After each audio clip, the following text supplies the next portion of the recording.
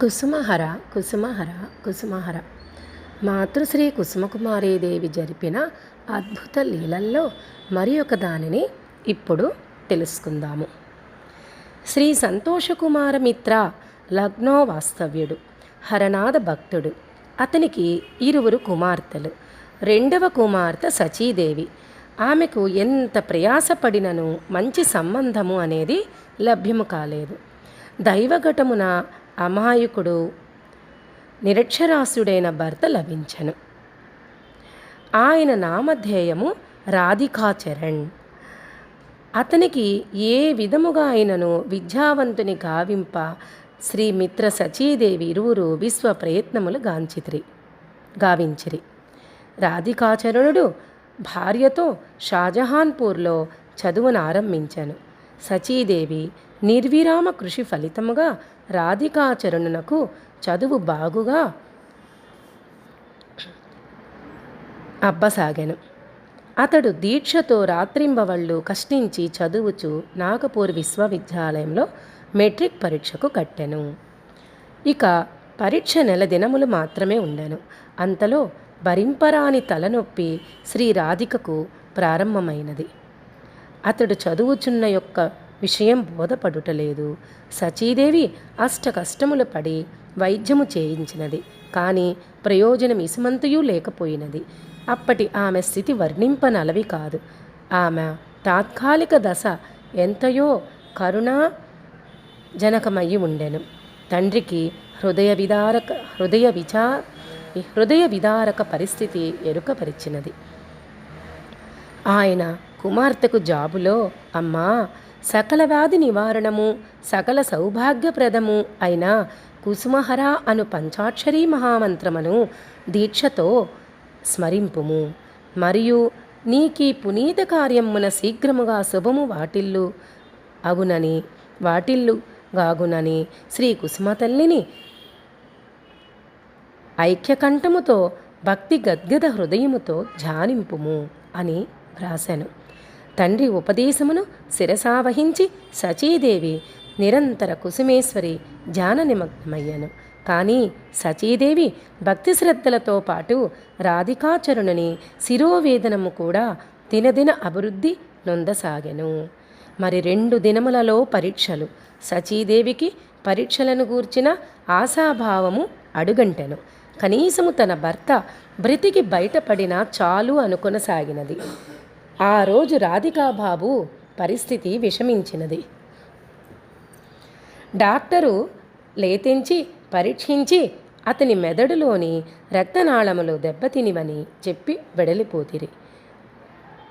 ఆమె వజ్రఘాతము నళినీపాతము ఒక్కసారి పడినట్టులయ్యను ఆమె పైన. ఆమె విగత ధైర్యమయ్యి ఆపహృతానంద సర్వస్వమయి దుఃఖాశ్రువుల నేత్రముల నుండి జలజల రాల్చుచూ మాతృశ్రీ పాదముల మీద ప్రణమిల్లి, తల్లి,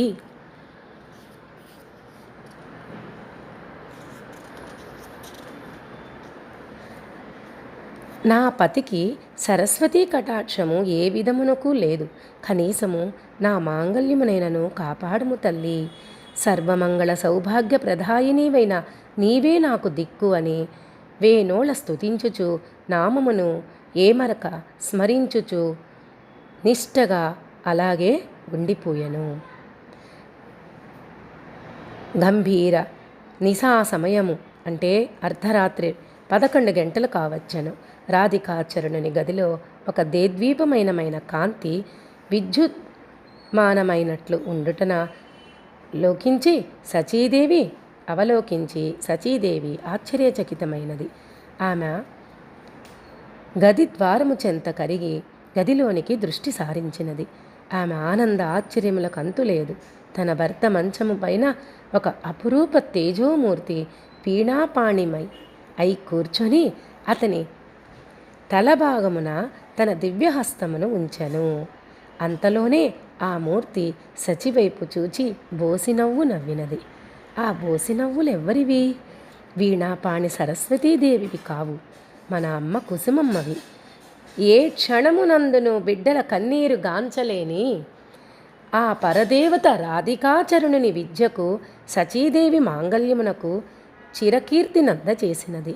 రాధికాచరణుడు నేడు చక్కని ఉద్యోగమందు ఉన్నాడు. కొంతకాలమునకు సచీదేవి తన మాంగల్యమును కాపాడిన మాతృశ్రీ పాదపద్మాత్ములకు చెంతకేగినది. మాతృశ్రీ కుసుమకుమారీదేవి కేవలం ప్రకృతి స్వరూపిణిగా మాత్రమే కాక వివిధములైన లీలా వినోదములచే సృష్టి స్థితి లయకారణమైన విశ్వరూపమును గోచరింపచేసినది. మాతృశ్రీ యొక్క పరతత్వము నిస్సందేహంగా ఒక విశిష్టమైన తత్వమునకు చెందినదని చెప్పుటకు వీలు లేకున్నది. ఆమె తన బిడ్డలకు నిత్య నూతనమయ్యి ఆనంద ఆశ్చర్యములు ఒక్కొమ్మడి కలిగించు విధమున వివిధములగు లీలలను ప్రదర్శించి వినోదించుటయే కారణము.